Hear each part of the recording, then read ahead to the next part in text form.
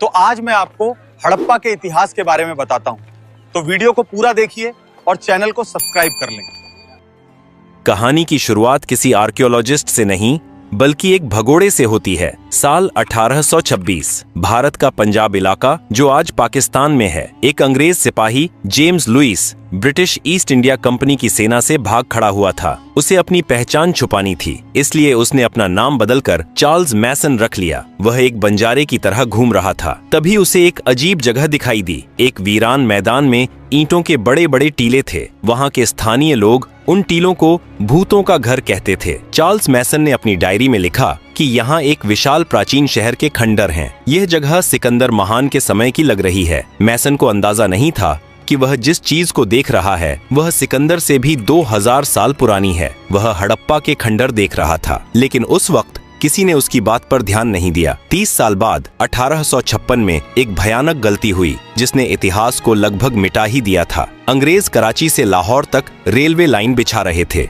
उन्हें पटरियों के नीचे बिछाने के लिए पत्थरों की जरूरत थी। मजदूरों को पास ही में हड़प्पा के खंडर मिले। वहाँ लाखों की तादाद में पक्की ईंटें पड़ी थीं। अंग्रेज इंजीनियरों ने सोचा, वाह, मुफ्त की ईंटें। बिना सोचे समझे उन्होंने हड़प्पा की हजारों साल पुरानी इमारतों को तोड़कर उनकी ईंटें रेलवे लाइन के नीचे बिछा दी। इतिहासकारों का कहना है कि लगभग 160 किलोमीटर लंबी रेलवे लाइन हड़प्पा की ईंटों पर टिकी है। अनजाने में दुनिया की सबसे पुरानी सभ्यता का एक बड़ा हिस्सा ट्रेन के पहियों के नीचे कुचल दिया गया। साल 1920 भारत में पुरातत्व विभाग के director general sir John Marshall थे। उनके साथ 2 भारतीय आर्कियोलॉजिस्ट काम कर रहे थे, दयाराम साहनी और राखाल दास बनर्जी। दयाराम साहनी ने हड़प्पा में खुदाई शुरू की और राखाल दास बनर्जी ने सिंध में एक और टीले को खोदना शुरू किया जिसे स्थानीय लोग मोहनजोदड़ो कहते थे, जिसका सिंधी भाषा में मतलब था मुर्दों का टीला। जैसे जैसे मिट्टी हटती गई, एक ऐसी दुनिया सामने आई जिसने पूरी दुनिया को चौंका दिया। यह कोई मामूली गांव नहीं था, यह एक मेट्रोपॉलिटन सिटी था। सीधी सड़कें जो एक दूसरे को 90 डिग्री पर काटती थीं, पक्की ईंटों के 2 मंजिला और 3 मंजिला घर, हर घर में अपना कुआं और बाथरूम, और सबसे हैरान करने वाली बात, कवर्ड ड्रेनेज सिस्टम। नालियां ढकी हुई थीं और हर घर का गंदा पानी मेन सीवर लाइन में जाता था। लंदन और पेरिस में भी उस वक्त ऐसा सीवेज सिस्टम नहीं था जैसा 5000 साल पहले भारत के लोगों ने बना लिया था। जॉन मार्शल ने पूरी दुनिया के सामने ऐलान किया कि भारत का इतिहास अब 2000 साल नहीं बल्कि 5000 साल पुराना हो गया है। सिंधु घाटी सभ्यता की सबसे बड़ी पहेली इसकी समानता है। हड़प्पा से लेकर मोहनजोदड़ो तक, लोथल से लेकर कालीबंगन तक यह सभ्यता 10 लाख वर्ग किलोमीटर में फैली थी, लेकिन हर शहर एक जैसा था। ईंटों का साइज हर जगह सेम था, बाट हर जगह सेम थे, सड़कों की चौड़ाई हर जगह सेम थी। बिना इंटरनेट, बिना फोन और बिना तेज गाड़ियों के इतने बड़े इलाके में इतना स्टैंडर्डाइजेशन कैसे संभव था? क्या कोई एक केंद्रीय सरकार थी जो सबको कंट्रोल करती थी, या ये लोग इतने अनुशासित थे कि खुद ही नियमों का पालन करते थे? आमतौर पर जब हम मिस्र या मेसोपोटामिया की पुरानी सभ्यताओं को देखते हैं तो वहाँ सबसे बड़ी इमारतें मंदिर या राजाओं के महल होती हैं, लेकिन सिंधु घाटी में ऐसा कुछ नहीं मिला। कोई बहुत बड़ा मंदिर नहीं, कोई बहुत बड़ा महल नहीं, कोई विशाल मूर्ति नहीं। वहाँ जो सबसे बड़ी इमारत मिली वो थी द ग्रेट बाथ, एक विशाल स्विमिंग पूल। इससे पता चलता है कि ये लोग धर्म या राजा को नहीं बल्कि सफाई और आम जनता को ज्यादा महत्व देते थे। यह शायद दुनिया की पहली डेमोक्रेटिक या समतावादी समाज था जहां अमीर और गरीब में ज्यादा फर्क नहीं था। लेकिन हर महान कहानी में एक अंधेरा कोना भी होता है। खुदाई के दौरान मोहनजोदड़ो में आर्कियोलॉजिस्ट्स को कुछ ऐसा मिला जिसने उनके रोंगटे खड़े कर दिए। सड़कों पर और सीढ़ियों पर बिखरे हुए कंकाल। ऐसा लग रहा था जैसे कोई अचानक मौत आई और लोग जहां थे वहीं मर गए। किसी ने भागने की कोशिश नहीं की, किसी को दफनाने का मौका नहीं मिला। इन कंकालों को देखकर एक सवाल खड़ा हुआ, क्या हुआ था उस दिन? क्या कोई बाढ़ आई थी, या कोई महामारी, या फिर जैसा कि कुछ विवादित थ्योरीज कहती हैं, क्या वहाँ कोई महायुद्ध हुआ था जिसे हम महाभारत कहते हैं, या कोई परमाणु विस्फोट? इस सभ्यता की लिपि आज तक पढ़ी नहीं जा सकी है। वो पत्थर जिन पर अजीबोगरीब जानवर और चिन्ह बने हैं वो खामोश हैं। इतिहासकारों के लिए दुनिया का सबसे बड़ा सरदर्द क्या है? मिस्र के पिरामिडों के अंदर लिखी इबारतों को हम पढ़ सकते हैं, मेसोपोटामिया की मिट्टी की तख्तियों को हम पढ़ सकते हैं, लेकिन सिंधु घाटी की लिपि आज भी एक गूंगी पहेली बनी हुई है। खुदाई में हमें हजारों की तादाद में छोटी छोटी मोहरें मिली हैं। ये सेल खड़ी पत्थर की बनी है। इन पर अजीबोगरीब चिन्ह बने हैं, मछली, जार, तीर और आदमी। कुल मिलाकर 400 से ज्यादा चिन्ह मिले हैं। समस्या क्या है? समस्या यह है कि हमें आज तक कोई रोजेटा स्टोन नहीं मिला। सिंधु घाटी के लोगों ने अपनी भाषा का कोई अनुवाद नहीं छोड़ा। कुछ विद्वान कहते हैं कि यह द्रविड़ भाषा की पूर्वज है, कुछ कहते हैं यह संस्कृत से जुड़ी है और कुछ पश्चिमी विद्वान तो यहाँ तक कहते हैं कि यह कोई भाषा है ही नहीं, ये सिर्फ सिंबल्स या लोगो हैं, जैसे आज ट्रैफिक साइन या कंपनी के लोगो होते हैं। हम नहीं जानते कि वे क्या लिख रहे थे, क्या वो भगवान के मंत्र थे या सिर्फ सामान की रसीद। सिंधु घाटी की मोहरों पर सबसे ज्यादा जिस जानवर की तस्वीर मिली है वह शेर या हाथी नहीं है, वह है एक सींग वाला जानवर। हजारों मोहरों पर एक ऐसा जानवर बना है जिसका शरीर बैल जैसा है, लेकिन सिर पर सिर्फ एक लंबा सींग है। उसके सामने एक अजीब सा स्टैंड रखा होता है। सवाल, क्या 5000 साल पहले भारत में यूनिकॉर्न होते थे? जीव विज्ञान कहता है नहीं। तो फिर ये क्या था? शायद यह एक बैल का साइड प्रोफाइल है जहां दूसरा सींग पहले सींग के पीछे छुप गया है, या शायद यह उनका कोई धार्मिक प्रतीक था जैसे आज हम नंदी या गरुड़ को मानते हैं, या शायद यह उस जमाने के सबसे ताकतवर व्यापारी या शासक वर्ग का बैज था। जो भी इस मुहर को दिखाता था उसे वीआईपी ट्रीटमेंट मिलता था। अब चलते हैं गुजरात के लोथल शहर में। 1954 में जब यहाँ खुदाई हुई तो एक विशाल ईंटों का तालाब मिला। पहले लगा यह कोई जलाशय है, लेकिन जब इसकी इंजीनियरिंग को समझा गया तो सबके होश उड़ गए। यह दुनिया का सबसे पुराना डॉकयार्ड था। सिंधु घाटी के लोग हाइड्रोलिक इंजीनियरिंग के उस्ताद थे। उन्होंने समुद्र और साबरमती नदी के पानी को शहर तक लाने के लिए एक नहर बनाई। उन्होंने टाइडल लॉक सिस्टम बनाया था, यानी जब ज्वार आता तो जहाज अंदर आ जाते और जब पानी कम होता तो लकड़ी के दरवाजे बंद कर दिए जाते ताकि जहाज कीचड़ में न फंसे। लोथल से मोहरें मिली हैं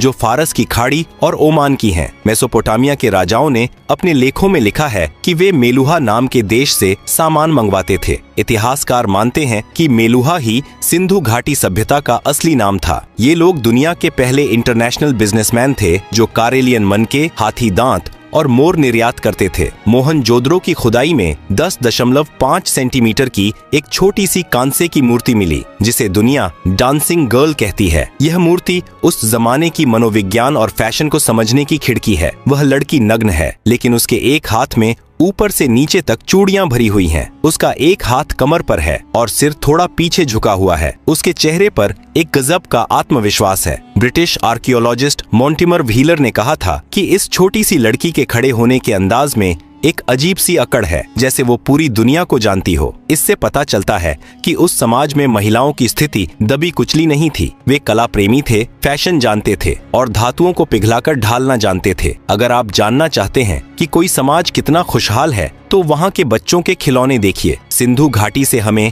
हथियारों के नाम पर सिर्फ तांबे के छोटे चाकू या भाले मिले हैं जो शायद शिकार या सब्जी काटने के काम आते थे। वहाँ कोई बड़ी तलवार, ढाल या कवच नहीं मिला, लेकिन वहाँ खिलौनों का भंडार मिला है। मिट्टी की बैलगाड़ियाँ, सिर हिलाने वाले जानवर, सीटी बजाने वाली चिड़िया, पासे और शतरंज जैसे बोर्ड गेम्स। यह एक ऐसा समाज था जो युद्ध पर नहीं बल्कि व्यापार और परिवार पर केंद्रित था। 700 सालों तक उन्होंने बिना किसी बड़ी जंग के शांति से राज किया। यह मानव इतिहास में दुर्लभ है। लेकिन 1920 ईस्वी के आसपास कुछ बदलने लगा। जो लिपि हजारों साल से एक जैसी थी वो गायब होने लगी। बाट और माप का सिस्टम टूटने लगा। लोथल का बंदरगाह सूखने लगा और मोहनजोदड़ो की साफ सुथरी सड़कों पर अवैध निर्माण होने लगे। वह महान अनुशासन, वो केंद्रीय शक्ति जो सबको जोड़े हुए थी, वो बिखर रही थी। और फिर लोग अपने भरे पूरे घरों को छोड़कर जाने लगे। क्या हुआ था? क्या प्रकृति ने बदला लिया था या कोई बाहरी दुश्मन आ गया था?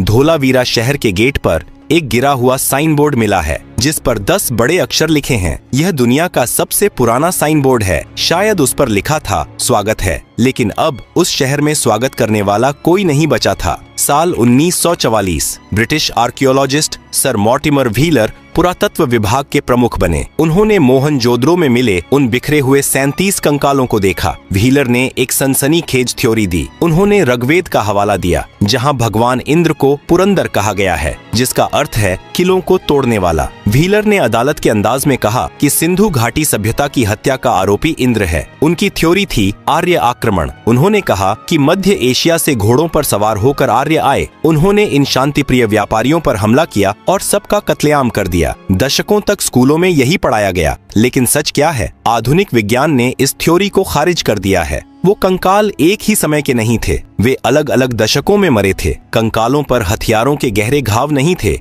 जो किसी बड़े युद्ध की ओर इशारा करते। राखी घड़ी में मिले डीएनए सैंपल से पता चलता है कि यहाँ के लोगों का जीन पूल हजारों सालों से एक जैसा था। कोई अचानक विदेशी बदलाव नहीं आया था। तो अगर युद्ध नहीं हुआ तो वो मरे कैसे? हत्यारा कोई इंसान नहीं, बल्कि जलवायु परिवर्तन था। सिंधु घाटी सभ्यता सिर्फ सिंधु नदी पर नहीं, बल्कि एक और विशाल नदी पर निर्भर थी, घग्गर हकरा नदी, जिसे कई विद्वान पौराणिक सरस्वती नदी मानते हैं। सैटेलाइट इमेजरी और भूवैज्ञानिक बताते हैं कि करीब 2000 बीसी से 1900 बीसी के आसपास हिमालय में बड़े भूकंप आए। इन भूकंपों ने जमीन को ऊपर उठा दिया और नदियों का रास्ता बदल दिया। यमुना नदी, जो पहले सरस्वती में मिलती थी, वह पूरब की तरफ मुड़कर गंगा में मिल गई। सतलज नदी पश्चिम की तरफ मुड़कर सिंधु में मिल गई। परिणाम, वह विशाल सरस्वती नदी जिसके किनारे हजारों शहर बसे थे, वह सूखने लगी। सोचिए उस मनोवैज्ञानिक डर को, जब आपके शहर का कुआं सूख जाए, फसलें मर जाएं और बारिश होना बंद हो जाए। यह एक धीमी मौत थी। लोग भूखे मरने लगे और बीमारियों ने उन्हें जकड़ लिया। मोहनजोदड़ो के वो कंकाल शायद महामारी के शिकार थे,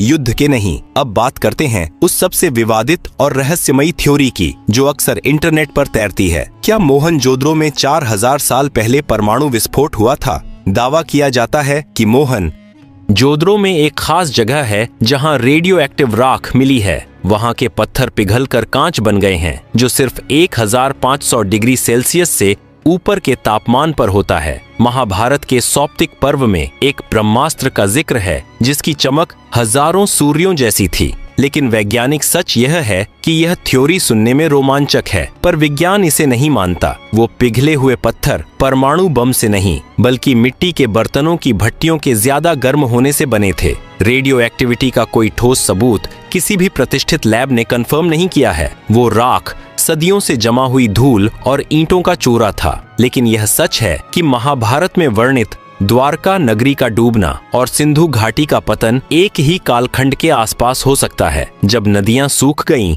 और शहर रहने लायक नहीं बचे, तो लोगों ने क्या किया? उन्होंने पलायन शुरू किया। वे अपने आलीशान पक्के घरों, ड्रेनेज सिस्टम और स्विमिंग पूल को छोड़कर पूरब और दक्षिण की तरफ चल पड़े। वे गंगा यमुना के मैदानों और गुजरात महाराष्ट्र के इलाकों में जाकर बस गए। लेकिन एक त्रासदी हुई। नए इलाकों में संसाधन कम थे, उन्हें वापस गांव की तरफ लौटना पड़ा। अगली कुछ सदियों में लिखना पढ़ना भुला दिया गया। ईंटों के स्टैंडर्ड साइज का ज्ञान खो गया। इंटरनेशनल ट्रेड बंद हो गया। इसे इतिहास में शहरीकरण का अंत कहा जाता है। भारत 1000 साल पीछे चला गया। तो क्या सिंधु घाटी सभ्यता पूरी तरह मर गई? नहीं, शहर मरे थे, लोग नहीं। सिंधु घाटी के लोग कहीं गायब नहीं हुए, वे हम बन गए। आज भी हम जिस तरह नमस्ते करते हैं, जिस तरह मांग में सिंदूर भरते हैं, जिस तरह पीपल के पेड़ की पूजा करते हैं, या जिस तरह अपनी साधी पहनते हैं, यह सब हमें किसी किताब ने नहीं सिखाया। यह हमारे डीएनए में 5000 साल से चला आ रहा है। हड़प्पा की ईंटें टूट गईं, लेकिन उनकी संस्कृति आज भी भारत की आत्मा में सांस ले रही है। लेकिन एक सवाल अभी भी बाकी है। राखी घड़ी की हालिया डीएनए रिपोर्ट ने एक ऐसा खुलासा किया है जिसने आर्य सिद्धांत और भारतीय इतिहास की किताबों को बदलने की चुनौती दे दी है। क्या हम सच में बाहर से आए थे या हम हमेशा से यहीं थे? हरियाणा का हिसार जिला, यहाँ एक गांव है राखी घड़ी। यह जगह हड़प्पा और मोहनजोदड़ो से भी बड़ी साइट मानी जा रही है। साल 2015 से 16 में यहाँ पुरातत्वविदों ने खुदाई की और उन्हें एक 4500 साल पुराना महिला का कंकाल मिला। वैज्ञानिकों ने इस कंकाल के कान की हड्डी से डीएनए निकाला। यह एक बहुत मुश्किल काम था, लेकिन कामयाबी मिली। 2019 में जब इस डीएनए की रिपोर्ट दुनिया के सामने आई, तो इतिहास की किताबों में भूचाल आ गया। उस महिला के डीएनए में स्टेपी यानी आर्यन जीन का कोई नामो निशान नहीं था। यानी तथाकथित आर्य उस समय वहां मौजूद नहीं थे। उसका डीएनए आज के दक्षिण भारतीय और उत्तर भारतीय दोनों से मेल खाता है। निष्कर्ष यह है कि हम सब, चाहे उत्तर के हों या दक्षिण के, उसी हड़प्पा महिला के वंशज हैं। आर्य और द्रविड़ की लड़ाई शायद राजनीति ने बनाई थी। विज्ञान ने साबित कर दिया कि हड़प्पा के लोग ही आधुनिक भारतीय हैं। हम कहीं बाहर से नहीं आए,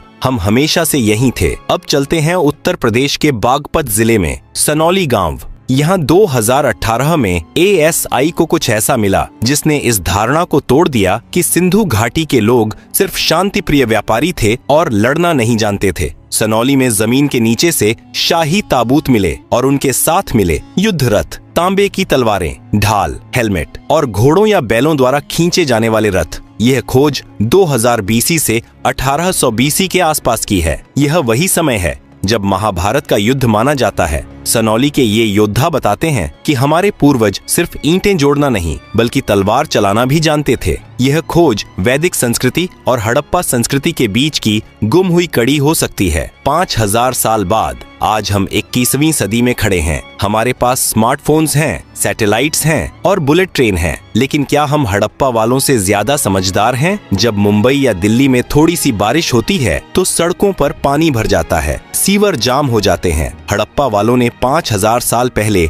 ऐसी नालियां बनाई थीं जो कभी जाम नहीं होती थीं। उन्होंने पानी की एक एक बूंद की कीमत समझी थी। इतिहास की चेतावनी है कि सिंधु घाटी सभ्यता किसी दुश्मन की तलवार से नहीं बल्कि पर्यावरण बदलाव से खत्म हुई थी। उन्होंने नदियों के सूखने और मानसून के बदलने का सामना किया। आज हम उसी मोड़ पर खड़े हैं। ग्लेशियर्स पिघल रहे हैं, मौसम बदल रहा है। हड़प्पा के खंडर हमें चीख चीख कर कह रहे हैं कि अगर तुम प्रकृति के साथ नहीं चलोगे तो तुम्हारे बड़े बड़े शहर भी एक दिन मुर्दों का टीला बन जाएंगे। कहानी के अंत में आइए एक नजर अपने आप पर डालें। जब आप सुबह उठकर नहाते हैं, जब आप हाथ जोड़कर नमस्ते करते हैं, जब एक भारतीय महिला अपनी मांग में सिंदूर भरती है, जब हम पीपल के पेड़ या नंदी की पूजा करते हैं, यहाँ तक कि जिस शतरंज को हम खेलते हैं, यह सब हमें हड़प्पा सभ्यता ने दिया है। सभ्यताएं मरती नहीं हैं, वे बस अपना रूप बदल लेती हैं। सिंधु घाटी सभ्यता की ईंटें भले ही रेलवे लाइन के नीचे दब गई हों, लेकिन उसकी आत्मा